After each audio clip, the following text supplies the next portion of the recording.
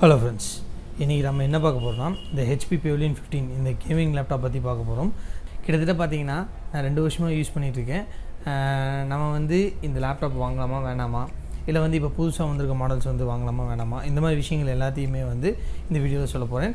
So video கடைசி வரைக்கும் பாருங்க, நடுவுல எங்கேயும் ஸ்கிப் பண்ணாதீங்க. வாங்க வீடியோக்குள்ள போலாம்.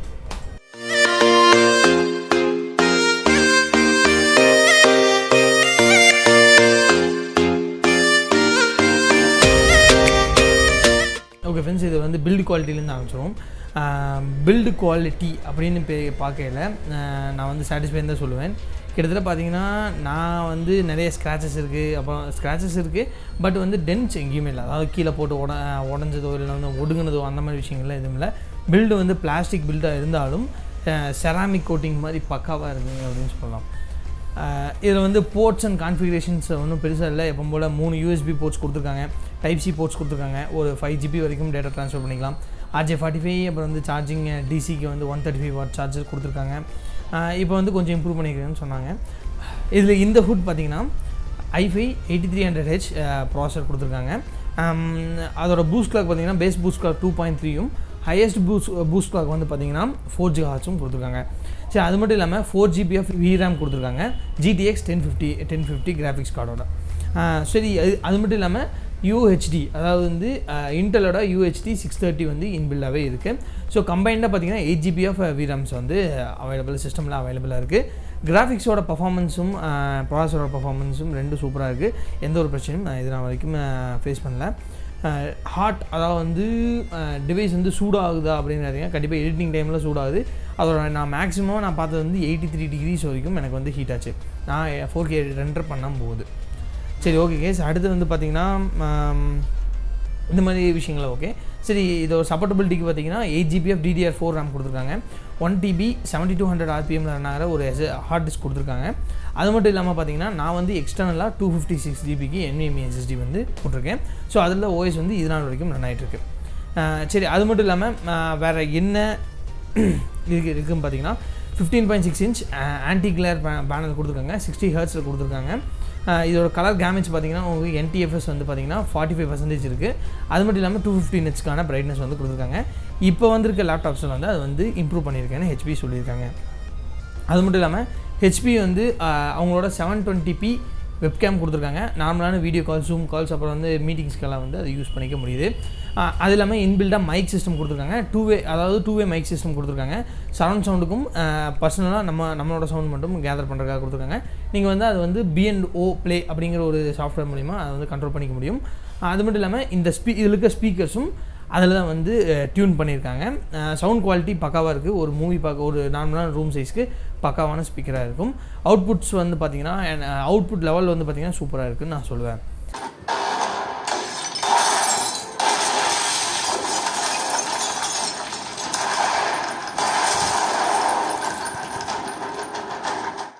சரி, ஓகே கைஸ், இது வந்து ஸ்பெசிஃபிகேஷன். இப்போ வந்து நம்ம ரியல் டைமாக நான் யூஸ் பண்ணக்கு என்னோடய ஃபீல் எப்படி இருக்குது அப்படின்னு சொல்லிடுறேன்.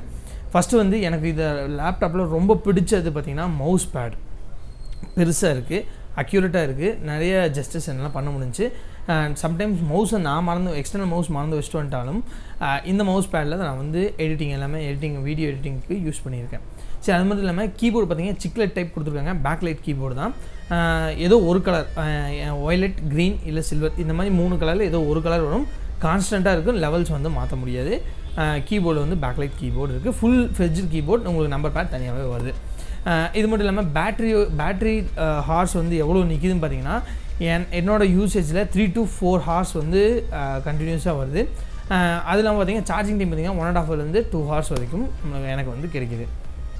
சரி கைஸ், இப்போ வந்து இந்த லேப்டாப் வந்து இப்போது ரீசெண்டாக லான்ச் ஆன மாடல்ஸ் வாங்கலாமா வேண்டாமா அப்படின்னு என்னை கேட்டால் அதோட ஸ்பெசிஃபிகேஷன்ஸ் பற்றி நான் சொல்லிடுறேன். அதோட ஸ்டார்டிங் ப்ரைஸ் 52,000 ஆரம்பிக்குது. எண்டிங் ப்ரைஸ் வந்து பார்த்திங்கன்னா 90,000 to 98,000 வரைக்கும் இருக்குது. இதை வந்து பார்த்திங்கன்னா பலவிதமான ப்ராசஸ் இருக்குது. i5, i7, Ryzen 5, Ryzen 7 இந்த மாதிரி விஷயங்கள் இருக்குது. அதெல்லாம் பார்த்திங்கன்னா RAM வந்து 816 அந்த மாதிரி கான்ஃபிகரேஷன் கொடுக்குறாங்க.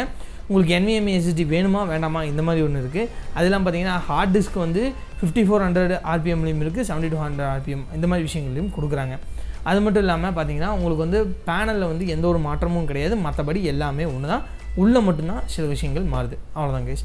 அப்புறம் வந்து பார்த்திங்கன்னா இந்த லேப்டாப்போட ப்ரைஸ் அப்படின்னு நான் கேட்டேன்னா பேசிக் வேரியண்ட் எடுத்திங்கன்னா பக்காவான ப்ரைஸ்ன்னு நான் நினைக்கிறேன். ஒரு 53லேருந்து 52 53,000க்குள்ளே ஆஃப்லைனில் கிடைச்சாலும் சரி ஆன்லைனில் கிடைச்சாலும் சரி பக்காவான டீல்னு நான் நினைக்கிறேன். ஏன்னா உங்களுக்கு Ryzen 5 ப்ராசஸரோட கிடைக்குதுல்லவா, அதனால் சொன்னேன். நீங்கள் பிற்காலத்தில் உங்களுக்கு வந்து ஸ்லோவானாலும் அதே மாதிரி NVMe SSDயோ இல்லைனா SSDயோ போட்டுக்கிறதுக்கு M.2 SSDயோ நீங்கள் வந்து போட்டுக்கலாம். ஸ்பீடு வந்து அதிகமாக இருக்கும். சரி கேஸ், இப்போ வந்து முக்கியமான விஷயத்துக்கு வருவோம். ப்ளஸ் மைனஸ் இந்த விஷயத்தை வந்து நம்ம கண்டிப்பாக நம்ம சொல்லணும் இல்லையா. ப்ளஸ்ன்னு பார்த்தீங்கன்னா எனக்கு ரொம்ப பிடிச்சது வந்து பார்த்திங்கன்னா இதோட சவுண்டு குவாலிட்டி, மவுஸ் பேட், அப்புறம் வந்து பேட்டரி லைஃப் ஓரளவுக்கு நல்லாயிருக்கு. பிடிக்காத விஷயங்கள் பார்த்திங்கன்னா வெயிட் 2.1 kgக்கு மேலே இருக்குது. சார்ஜோட சரியில் 2.25 kgs வந்துடுது. அடுத்து வந்து பார்த்திங்கன்னா கலர் கேமேஜ், அதாவது NTFS வந்து 45% கொடுத்துருக்காங்க. இன்னும் கொஞ்சம் அதிகம் பண்ணியிருக்கலாம். இப்போ இருக்க ரீசன்ட் மாடலுக்கும் அதே 45% கொடுத்துருக்காங்க, இன்க்ரீஸே பண்ணல.